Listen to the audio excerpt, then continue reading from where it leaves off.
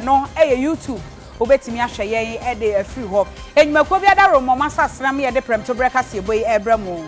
this way chocolate drink yo here you so share ye was special ice mineral water ye was special drinks afei ye was best point savings and loans best assurance and the best pensioner one more enyumako masa sne ama ye dey kase boy e bana de edi mu akotini bi ene say Dr. Mahmoud Baumia ede ato emrahebedwafo a omo MPP afa se enioma o maye no omo hu dawuro emfa nkyere omanfo no ohunu se ampa waye adwuma papaapa osofo a wono ene hwe akuaye ensem so kire se ene ya ye kase ye ka bird flu ntakramo mu yade a atiesie no womo hwe ekwan a womo ebefa so na watimi asi ano ekwan a eno so ehun asem yede ebeba yekosu hu wo apoye mantem wo yede update bebramo efri enra ya bomo amane a ewo despite media ha suhu entokwa asi wo MPP amanyokuo num two factions mu no yede eno so wonsem ebeba yeko US mine mu aba beto dwa se sabre ye mfama jampantrudu a wo mo friend hurricane ni bi atiasi enam so ama New Orleans say wo mo ni nkane a generator pe ena wo mo didi dwuma ewo ho ensem bi ka ho ena me de bramo kasebo emu midin de Akosua Sarpong afi kasebo no emu ensem enie Dr. Mahmoud Baumia de ato MPP mrahebedwafo anim se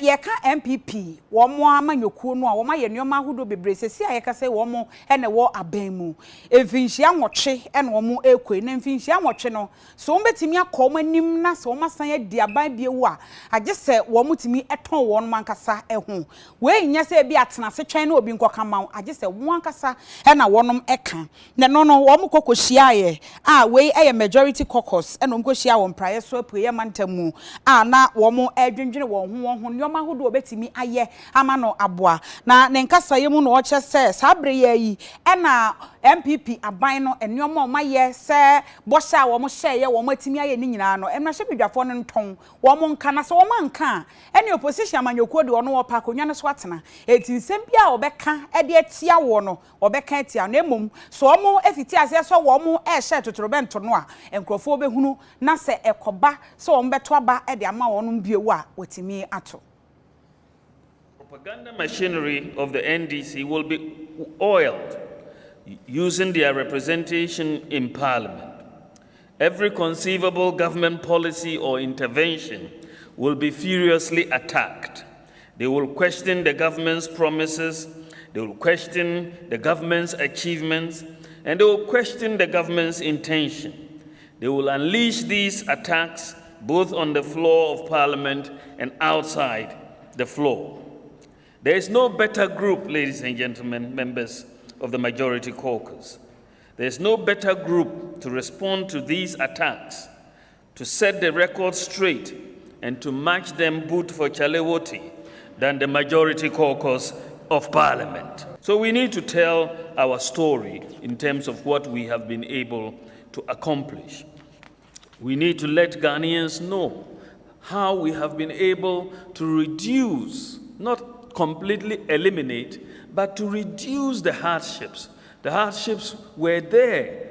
before we came into government in 2017, and we have done so much. And this is an area we should not shy away from. In the area of social interventions, our government has been just marvelous. We can list, and I can list at least 50 policies,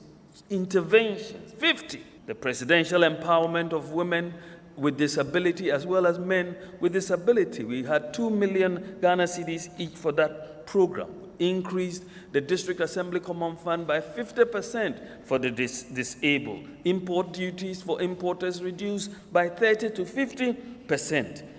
Clearance of goods at the port through the paperless port has been made much easier and reduced so much suffering of importers in that regard. We have managed the exchange rate to an extent that it is the lowest depreciation for any government in the first term of any government in the Fourth Republic for the last 28 years. Today, drivers who want to get licenses find it very easy through that. We are the first government to cumulatively reduce electricity tariffs With the right set of facts, you are expected to challenge the NDC's propaganda and educate Ghanaians on the MPP's sterling economic performance to an end of establishing as a matter of fact that the MPP administration has managed the economy better even with the advent of the COVID pandemic. Afe yenko yensenchro ni Jesse amankwa ho na ne nkodi nkomo wo suhu sensem a esi na wotwe yawie ye se update no ene esefiri anopa ni nyina ya ba amane ebesi sabre na Jesse ma hen bibia bokọ de Yankopon adaroma me ho ye pa yo mosquito boy amane se de na ekoso akwakosi sen ayo Akosua said how you can kind of say that's why media the assume we ya train is said and in a basa pa ama a tier for atini na moment you know measure say me bonnet tougher on some day see me done a chemuno na free update kakra won so media so na ni nyina ne say obasumua Saturday na chemuno obasumua aban cancer abemu ebu a your friend no opare Daniel our MPP communication team member our boy Akasa ewo kasamfoni ene radio so de kire amansan efa MPP won ni papa fimu na ni papa no ye fe no opini etimu opare aka eja sankwa omunyina efisumu na membe de na etwemu na ope ni papa echi krabia esie no krakrapa emu no otonsa frɛ adofo ene ejam force won beboa no na onkra ni papa echi na membe da no na communication team member because of oya party ni no ono so ni team no abeboa no na obeboa na emu opani ba call no office hu hanom ye frɛ no oboafo sorry ye frɛ no sie di be queen dodo na ta frɛ no potozua ono so MPP ni mapa otai edi MPP fo ati opani ni ba program na si ebi any communicators no ebe twetwe enkomo ene ade nti akobe no miensa ani no nine no na sumu MP say say me communication member na sa dia so ni papa ni dia na me nko yiase na me nkochia na say amamre ni amane bia ho a maye me kan ni nyina ne sense abode ho ma mabo abusuafo ama omo so omkuma atorenem ne bo na nine na omo mudu eyi na se no na communication team for na wo ho no say obi aba betia we eyi na se a team no penifom die nim edi onipa ko nenim no de na chia so asemeti na echi anaso bentin na echi na mra MP oboafo kojo asanti ono na oye incumbent MP osumu abedu ya obetia no na ne chitafo etanichi na oba betia na communication team member ebedi enim se honorable abade a yedo ejintia ewe ye ase na ya bodin amamansa nyina hu eho na honorable ne driver ekacha ni se munko tena si na emum honorable no so wechitafo na ono so ebeba bedem abeje mic na wakasa ama omomti eyi na se atibi anye openi de openi Mr. Mekao openi Alexander Odey ono na communication team members na omti eyi na se na ona na odi omenim na odi omenim akwakochia na amba so sa na okwaje mic se eduanum ni adofo se MP ba ya nka yedi nanim abetia no MP se o ne chitafo ne sade a ye ne yedi kan aba enti ye kɔ ɛhɔ ana women organizer se krati wan ka sa yi kra ɛna Akosua pre ni behwɛ ɛdane ntɔkwa pa yi na emunu ntɔkwa no kɔso gidigidi no ɛna MP driver ɛkɔtwe knife ye behwɛ a ye o knife bi wɔ hɔ no ma ye bobosem ɔkɔtwe knife fi kamu kana omde baya no mdidi MP eti no emu no kofa knife no efiye na openi ba kwa ye friend kwesi amweni wedi 51 opata foji aba openi so oba be pata ntokwa ise de ekoso no ye tam knife yi openi mu maso say jaso ne mu maso apa nyenu okay Jesse won say we mu nyina no minim say ahwefo no dodo no atie na nopa no ene emu nsenkan ye yaka na abusuafo ben no mo se omu hia sika bi na sika no ye de omo de koye den yo Akosua opare Daniel na ni papa to be bia okra ni papa echi Saturday no abusuafo eye openi Kwame Buadu etie mu ebusuafo se omo no menyo wo mane e na nka o mato nsa afra adofo na Saturday ni Sunday no e ka be fie papa ene se adofo kura ni etie ni nti adofo mato nsa afra no adofo ni nyina etete nsem no o ma yi na se eti eduane o mu ye yo insu o mu to yo drinks o mu to yo so de be serve de ba be serve o ma wo no mo bresuo edi no ni nyina abo nka efise Saturday no enwumre na obasu mu a Saturday e kwa enwumre ansa na mafo ba be bo nso a because of ni esie ni ntino oni pe bi ensie gi na se iti se e ma akapa be fie ntino omo to enkra afa yen so atire MPP communicators na be yes an say imprempren ene man de ebusuan tena se ebuka no o ma boka pole 500 ka no 500 million the next kaya 5,000 Ghana cedis 50,000 Ghana cedis 50,000 Ghana cedis ka no 500 million okay and o ma boka enti omo de omo ni MPP enim obi biara obeye we nemu omuba opare no ono na kofa yen na we nyina baaye enti omu giska no omu demand giska na fi omuba opare Daniel ne horum se omani to MPP for no na kwan bi ombefa so ometu aka no ometu asa aka no because benku eni fufuo eni na se for appointee omkokumi nya di nyina adane wonka na chese me just meti ase yi a memene da na asa abasabasa ye we ni si ho no eyie no egu ye atwanse wa Akosua sa pepepe eyeni gu atwanse a obi amase na mpo ebusuafo na yese o ni kwasia da na nka omunum sikasa no enka dofo beba aba bebon anum sikasa kakra because of nia esie ni ntino obi amase eti ebusuafo no so se ama enungua sekesi aka ebusua no na no kura nso eye musuo okay now the second e born yet see the second bobe no so we de akira hwese ne ho tesan ana yo Akosua meni na di nkomo na chese no ye meni na di nkomo ne ho ye pa na mo no pa chese asem ni see ya empo MP baaye no oda hospital MP point me amfre embusa se ne ho tese na ne hospital bills kra ne ade no oba beti ono ankasa ne botom ska na ode tia hospital bills no by praying there ene mesia na ma meni na akasa ento kosi enwumre no ai ne ho ye ento ankosi enwumre no meni na akasa nti no obeba TV so ama obi ehu ono ankasa nso betu n'enum tu mate ya da se papa ne amaniboy yense ntro ni Jesse amankwa a dodo no afre no mosquito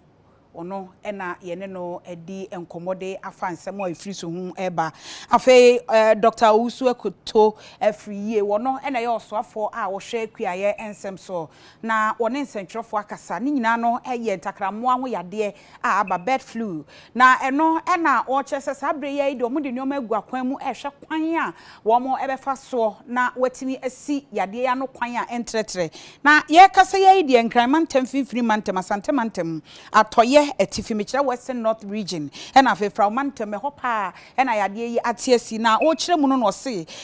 takramo a yade yi aka wo mo no eye bese ompem oha ani du 110,000 ena sabre omayi omo afri efuo ahodo mu a yade ni ntimi entertain to ohwe na wasia no kwan. In recent days, you've heard about the outbreak of the dreaded bird flu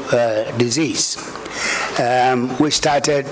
was spotted in Greater Accra and went to Central Region of Volta. They are now in Ashanti and is reported in Western North Region. The Veterinary Services Directorate of the Ministry is doing all it can 24 hours to try to contain this. And I must say that it's not only in Ghana, I think it's in most of West Africa. It's reported in Nigeria, Cote d'Ivoire, as far as Senegal, Burkina Faso, and so on. But we are taking measures, very stringent measures, to contain the disease. And the veterinary services, although with very inadequate staff, are doing everything possible to contain the disease and make sure that it doesn't spread any further than we've witnessed in the past month or two, which so far has affected nearly 110,000 birds. And not affected, but actually we've had to put down that many. Of course, farmers are looking for compensation, and we are doing a very urgent request to Cabinet to meet that requirement.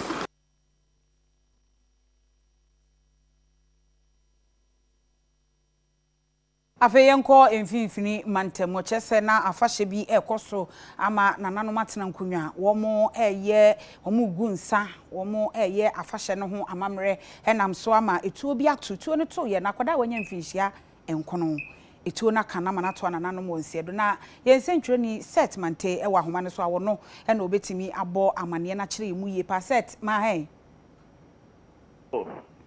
set mame yo ya dai chechire mu aya hosama FSC ewo eye ewutu breku nyina ne se FCC anano ya wadai etwemu ena ewutu breku mo afahye bi omudi omse ewutu awubia festival chesa ewutu awubia afahye awumudi eni amanfo omwo ewutu breku omye brekufo eni ene nkofo miamia omwo ho nyina bochenku eni festival no mudi pa na ende dey ena o se ye fe omso omfra bibi se ocho keso konfo penin obeye amane na mamre na ende omode awie afahye no na ne ena ocho etisi ekrum ese etuei ekasa dim etuo kasa ne papa ewo wutubeku monten so na ye koba nyina ne se omukodu wutubeku da background omukodu ye no ena gum ya abamuwa owo eye nkron mfie nkron 9 years etoi bi ko gu abrante tie nim bum na se aye dimekum na ya yo ho se mo manfo tese akwano to on wanka agi wanka hey ma akwai atwa nananom ewon sedo apotifo no abefa emu no ediko wini ba mortuary ade no akwakoto mame ti da bay ene yai I 45 minutes any mame beba etuo no ya nimse akomfo no afasha ahodo bebre sisi eya omde tuo ni hwesoro we na ehwefom ana esoro ene dane ya na etimi bobo akra ne sa mame ebi mu to kosoro enye ni papa pa na tuo no okay ena tuo no ye pump action ena bi mu kita entie die susu se etuo no nya de ekresoro because what for say we say a pump action ya na yenim se nananom de nkate abofre na nka omde atuduro no omde adana dan powder gum nti eye dan na eye pump action ebi mu kita pump action na grima pump action ebi mu kita na alana omo start festival na nkasa kra no mu kita ti abofre bi a omde say abuba ayi na tie butro bi womde tuduro no omde tuduro no gum no omde aba no awuwom sa yes na ka to bom but ene de ne de amane sa ene de na amane sa se nko omo ye ne sa no but ene de ne de papa nyina wuwom omo to fire na kofopeni display otino hu say no akose no aye say ene na ke say ohun ane sa fe de eyankuma jo ye ne amamna oye nyina no afanu ye na fe de aboto na so so mo set akwala no ogina he e na omo mapra no so omo ye nkwala na omo ye mpanimfo enkwala dafo wi dia ya akwala na pani baako e ka ho awapra okay na abeye be 22 years baako so kan wono so apra aye do mo nyina akotro ma omo ehwa yare satisfy na 9 years ndi we free mu na omo nyina wo the background omo nyina wo the background awutu beku the background dey on say center nkofo bebre na be twa hia zedia company obi aya ade no oya ade a omanfo hwe de amamle ne amane ekoso no set akwala no etuo ne bon he ba etuo ne bon nitia ne nasuntem sei ne etuo ne bon no top from ne no no ne tumo ne ma nyina pie ana omo so prae no wo si 22 year ne opanyin ba ko no so omo hin ne prae so se ande ebi wo ha bi bo ebo ne nsa ba ko se ebo ne nsa sei ne nsa ha eno no ye tuo fufro ne bo ye ana akoda ituo ya ne ho mframa be ga kwa ni gina na ho mframa wow sal omo ehwa na be wo mo gina ho na eto no keka wo no sa nipa miensa no ye pejo ma two no de ye dom kɔ na ba ko no wo anim no akwa de gina anim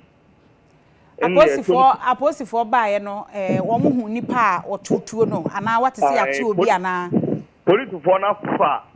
se nipa ba ko nipa no otutuo no police for na se zia owo awutu breku police station so ye okay no almost so ahwe se ma zia police for ategu abonten almost ko patrol enti mfonyin ma kwada na maame na da fam nim ni no wa hu akwa na maame no na ayo sam ne se akwa na kwa sabe ne maame ne ya bafan no maame ne ya bafan akwa ne pia ne maame so ne maame mo pia ne maame eko ede ne ko ba bia na akwa na fi mu no okay set ya da se why yo so that abusia we efri mfimfini mantem yen century settlement na wode eba no ye to akase ebo no so na yakọ atoye mantem mu atoye mantem dwem tirani ema MPP amanyokuo no ye indede sia wode ato party achitafo enim sese de etie bia MPP amanyokuo no ye kokoto aba bio afimpinu ni aduonu enan a wo mo behwe se wo mo seat a efiri wo mo nsa me kire emrahye bedwa akonyo efiri wo mo nsa ni nyina no ombe ye de ombetimi bia se de be ye wo mo nsa ebetimi asan aka because I can't break the idea. And say, 2024. No, we need to start from somewhere. A process. Election is process. And yeah, action now is say, a chance to Bentina when I shall say, and kakran. You have changes like Gamsey. See, and to me, this year, I won't be able with Honorable Duka, Deputy Minister for Lands and Natural Resources. I want to be a community mining. That is the only problem you can tell our Western region. If we are able to address Gamsey issues now, I bet you to me a breaking 18. Yes, it is so. Able to me a claim for now, and this for Ageno will come back and make sure say MPP will take control in Western region. And now can see the next 4 years, MPP is going to be like Ashanti region. Take it from me with my current executives and the incoming executives, because many executives we are solid body. Obianko baby, we are a group. With God, you say Obama to make sure say to make sure say to make sure you break the 8 come 2024. Next week, Nanado Danko Akosua Oba cut sort near share or ye Takwa Grand Quanta Road Nancy. On an attack for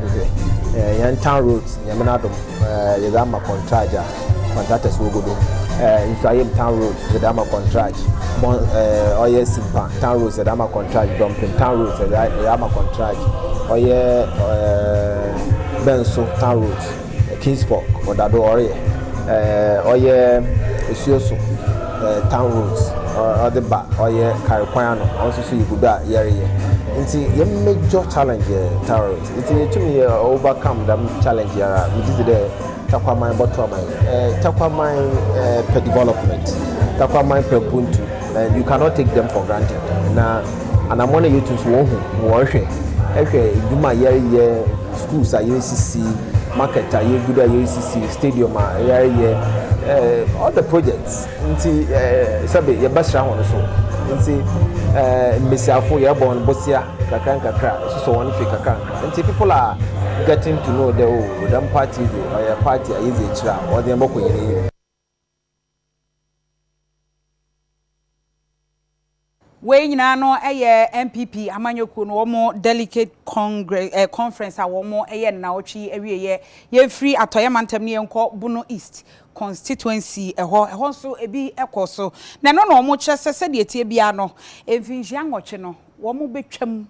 New Patriotic Party Delegate Conference. Nyame adom ne nyina aba na wieye ewo Bono East region. Na botae titira wo mo edisi wo mani so no ene se mentimi wase ene entawantawa ewo party ne nyina mu no wo mo ebetimi ahwe asiesie ama asumdwe aba se ne be ya general election fofora ebeba no MPP wo so no kase no ebetimi asa afa ne ntoma biem edi efra na wo mo enchechemu a wo mo edi tudwa ne nyina akire se sa 8 years taga aba beda wo my Ghana NDC bedi 8 MPP nso ebedi 8 no wo mo ebetimi etwam na MPP amanyoko no asa atoa so ewo wo my Ghana na emra mpenfo ede ensem etudwa no regional chairman Ora Thomas Edu Apia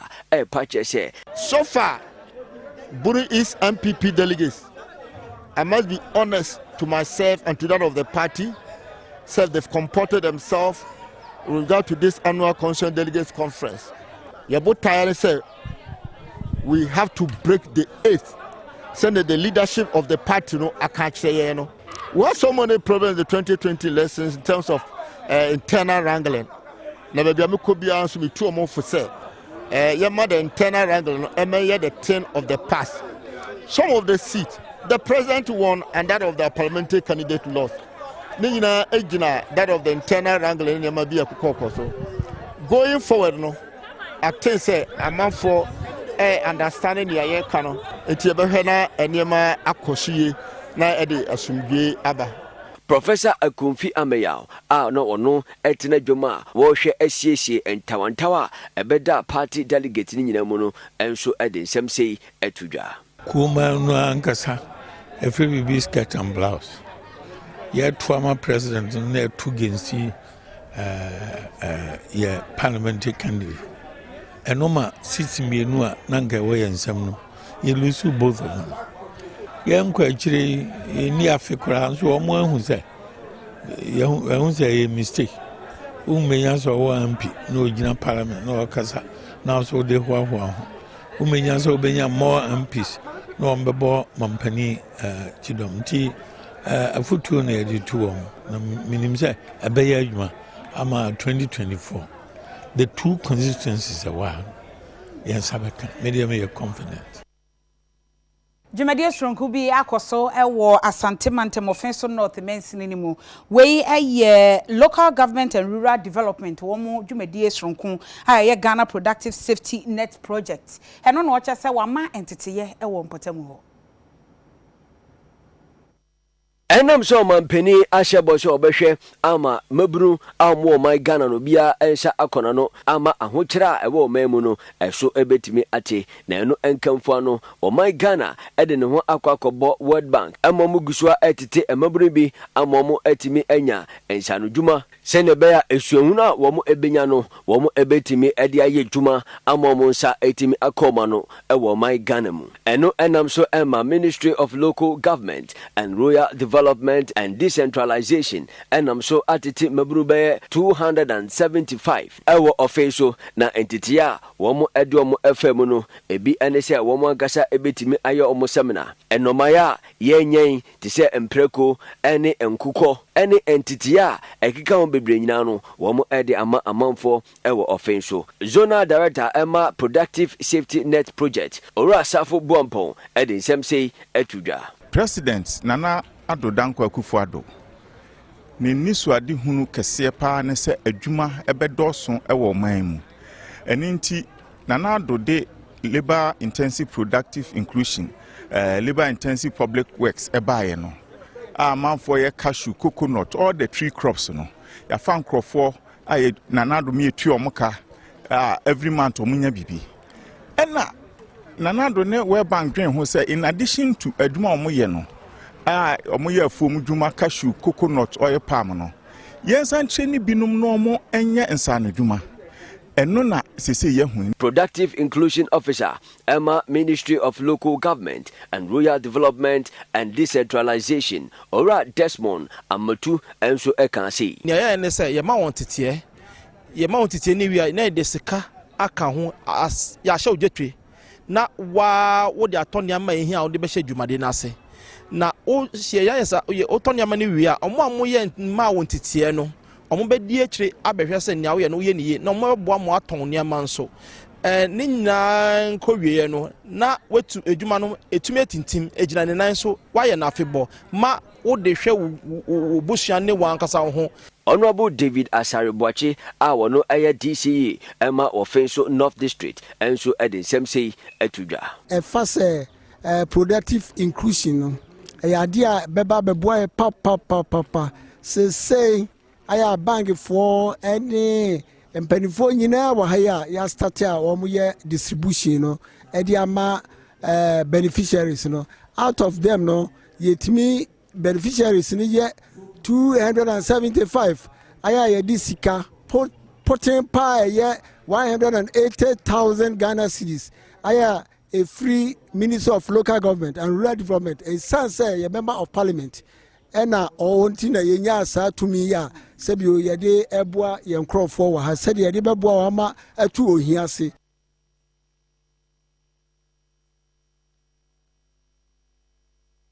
UTV afato no ho so sɛ ene COVID yade no aba na sɛdeɛ ɔmanfoɔ mampanyin ɛbɛka yɛ sɛ yɛndi protocol so yɛntete yɛntem yɛnhyɛ nose mask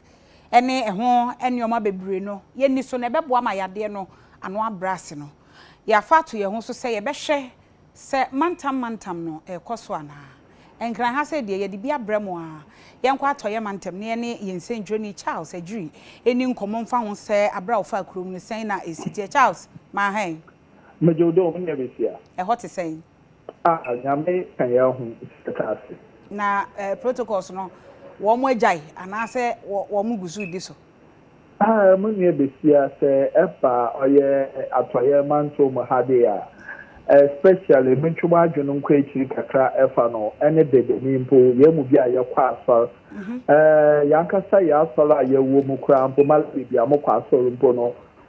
mpo na mewura aho dɛ nyimpa bebree nara bɛkɛdɛ ma nose mask no wegya ɛkyɛ ɛsasɔr no rekyerɛ dɛ ewuro ma ahyɛ nose mask so sɛ wɔrehwɛ anim wɔyɛ dɛ no ebi wɔ hɔ ewuro ma sɛ ɔyɛ asɔr panyin ana ɔyɛ yi bi a ne no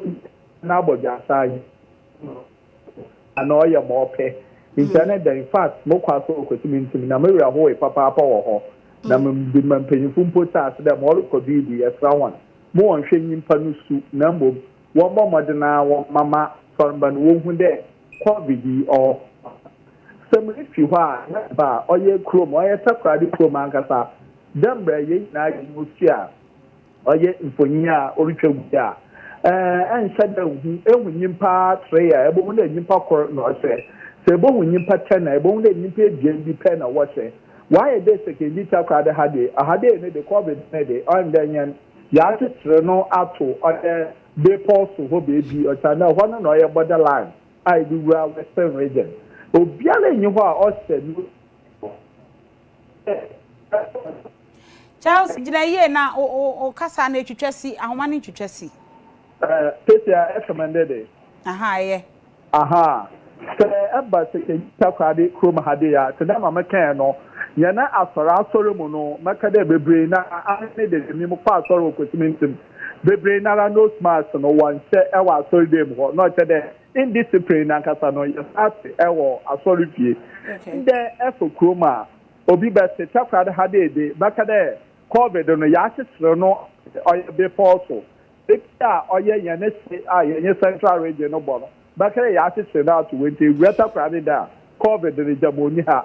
ye ka na ebofuo nyimpa na ebehye wo kromo nyimpa na wo di nkomo nyimpa na wo bebi wo panado obiale nyi ho ɔche nose mask no ke nyimpa sɛ na ebo nda no mo krope na wa che nose mask no nkani nyinara onfo bia ho obiara so lo nhwɛ dɛ ana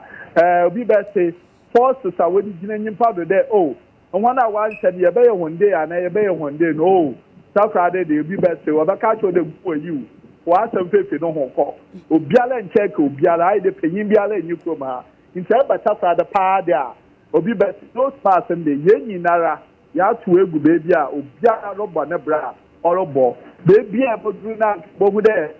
Seneca bucket for one son, I don't know. They bring any banks to you are. In Kenya, walking in Nara. Shop is able to roll, Obiala Nibi, Obiala shop is more pair without nose mask. No way, paint it up Friday. Obi Bessie, Hadi, or your monyo nose mask. Yes, COVID protocol, yes, Bibiala Unkodoaha. Yo, Charles said that's a papa ya gidi sempani for ehwe wo mo betu anamon afa ye nsentro ni Charles Edri na ye ne no ekasa free atoye Mountain Western region ye ko ye toaso na afa yakopiem wo bo no East Mantam ni mu na adwadifo ma wo mo wo Jema market no wo Kintampo South Mensin ni mu wo mo ekire se adwa no empanimfo meye ma wo mo na enuoma nheda enkoyie e wo ho titiriu ene ba bia wo mo beko akosonche ana wo bedwonso e na ba bia wo mo beja wo nan ye dwai ye ni ba bi te enso ta enso pame ya pata wo abo enso hwan wuram enum gweta kasa wo dwom ha ye ni ba bia dwonso ye ni ba bia ye ko toilet ni nyina abo ye ni nsuo kura wo dwai mu ha so bi ho kire be nya nsuo anom nti esre aba wo mebo ye wo dwom ha na bi bia nya kama we say ton cabbage no ma no ma bebre nsuo to a apata ye omudi ama ye nyina nsuo enamu ye ha nsuo to a utie mu ateche nko a nti ye sra ban se wontwe nani no mehwe je ma market enso so mai na ye ni light enso so ye ni dwaye se bebi adwonso kra de ya bebi e bedwonso dwonso de waji se wutu amerika na wakon wuram se nyame ampata na ja wo ye gu ho a se enso enye o nti ye sra ban se wontwe nani no omeboa ye bebi a dwonso de ya ye ni ajanan bia e wo ha ti toilet ka okra na eden se obeko ye kwan bi da se bia moton pito no konkoma market wonom kwan nya kura insota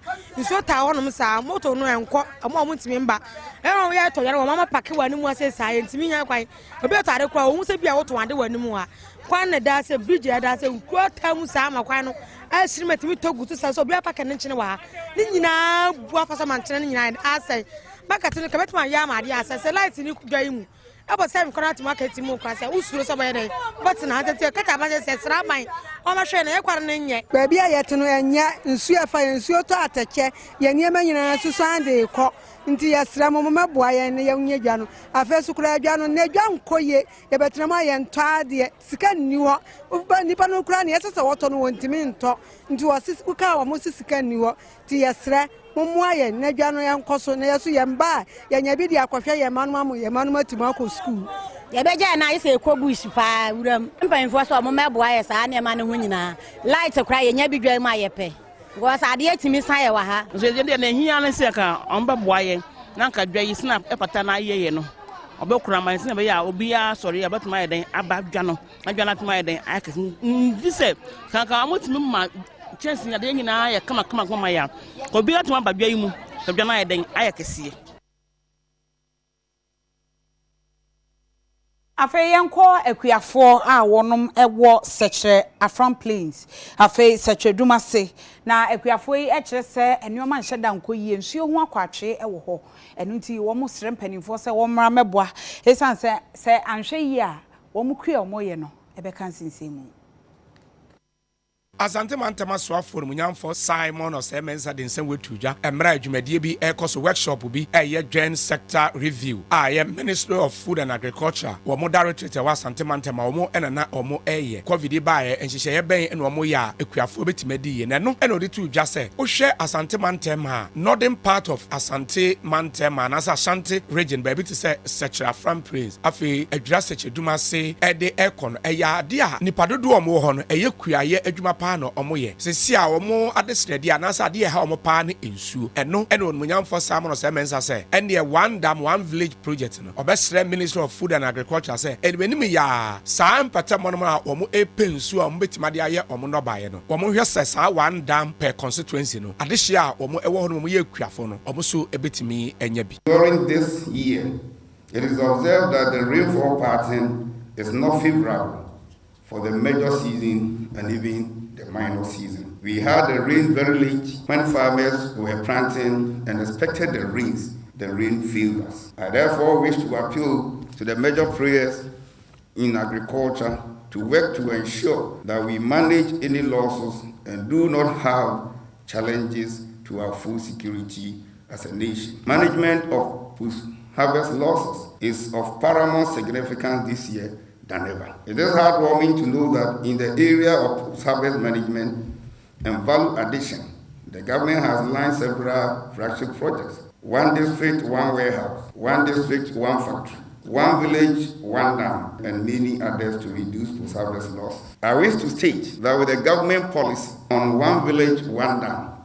the Ashanti region is not part, but we found it necessary to make an appeal to the President and the Minister of Agriculture to include the northern part of Ashanti region, particularly the areas of Ejura-Sechiridumasi, Mampong, Sechirafran Prince, which are within the middle belt of this country,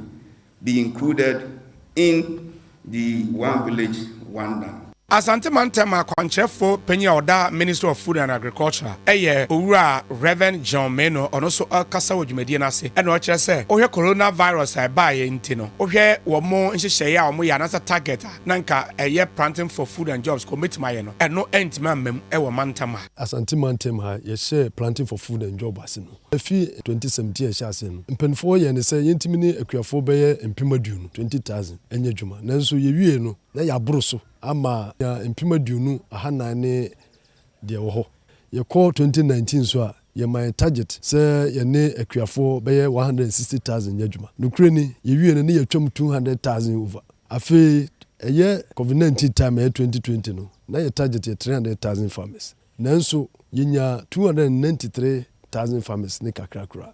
na ye butansan ki bitima nya bro 300,000 but it's on covid-19 no kura no itimu se kakra bi na amyenu Country Director Edema self help ayo munyamfo Benjamin Kusi emra wono so kasa na wo bo aban abaso se niema pi na wo de aba ayekuaye adwumanum. PFJ may have its own ups and downs. There is enough evidence to prove that it has been one of the best things to happen to agriculture in Ghana in recent years. Several spots which used to serve as habitats for weeds are now fertile grounds for crops. PFJ does not only increase access to improved seeds, fertilizers and herbicides, but also drums home the need to grow food on every little space available. Let us all work together to address the challenges we have identified to make it the best interventions we can as far as agriculture is concerned.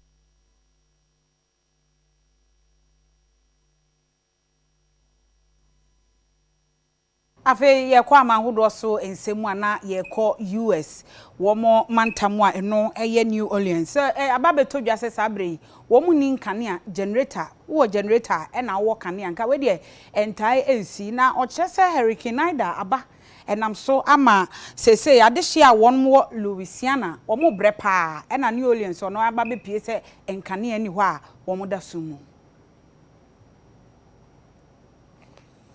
And from a Jumpantrudu, a fire, our United States of America, no, and no Eddie Assem, and Abefia, a month for Akosua a charge a jaw, Dudona, and so an affirm Ashromo Enqua, Manugusua make us say, a month for fee dear, Dudona, a what Louisiana, no, Womo any cania, ama a sumkabi, and a ato America mine, and no enam so, ama o Mampeni or Joe Biden, a patchese, and Chacrano, Wom Ebeshe, ama and cania, Dudona enino. Wamonsa enso ebetimi akabi na omo akanyina nso no omo eguso a ehwe ede moa ede amomo